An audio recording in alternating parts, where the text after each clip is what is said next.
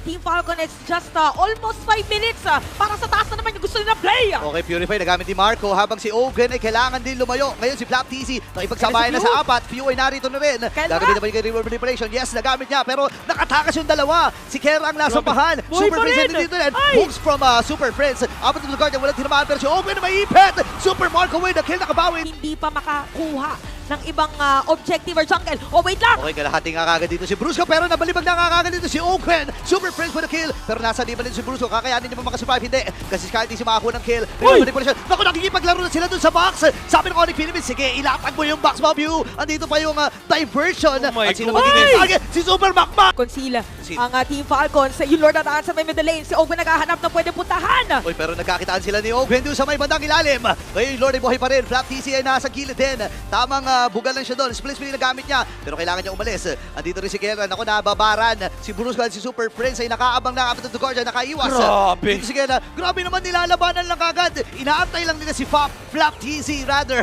na bumitaw at nakakuha na ng kill. Aray ko po, Soul Sever lang yun. And this time, si Kiko ay nakakuha ng kill. Masakit na rin yung burst mula din sa Team Falcons. Super Marco ay nakabawi din. Pero andun na naman yung Tsunamis. Habang babasagin na yung top at bottom. Oh, grabe shift na kanina para na talaga makasira. Pero wait lang, pinipilit pa rin. Yun sa may top lane. Ano si Kirk naman ay maiipit. Oh, may si Ugwin rather. Maiipit din. At tatapusin na ng pamilya ang game number 1.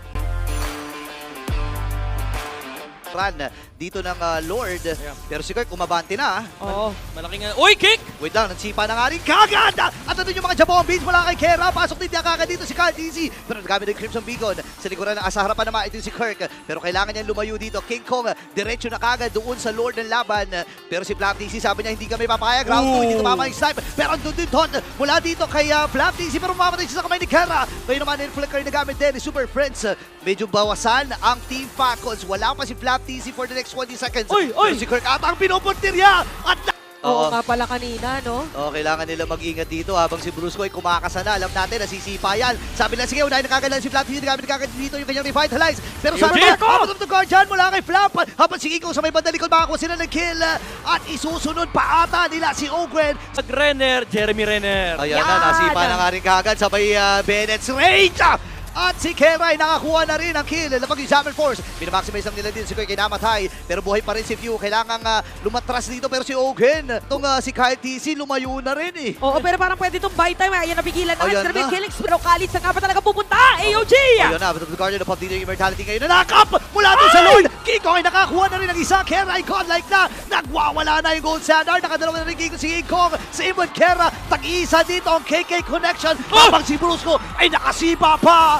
At makukuha ni Super Prince yung kill. Hati-hati lang ang pamilya. Oh, meron pa sila may wave sa may That's top it. lane. That's it. Eto na yon para sa Onyx Philippines. Ito na ang katapusan. At ang Onyx Philippines ay magpupunta sa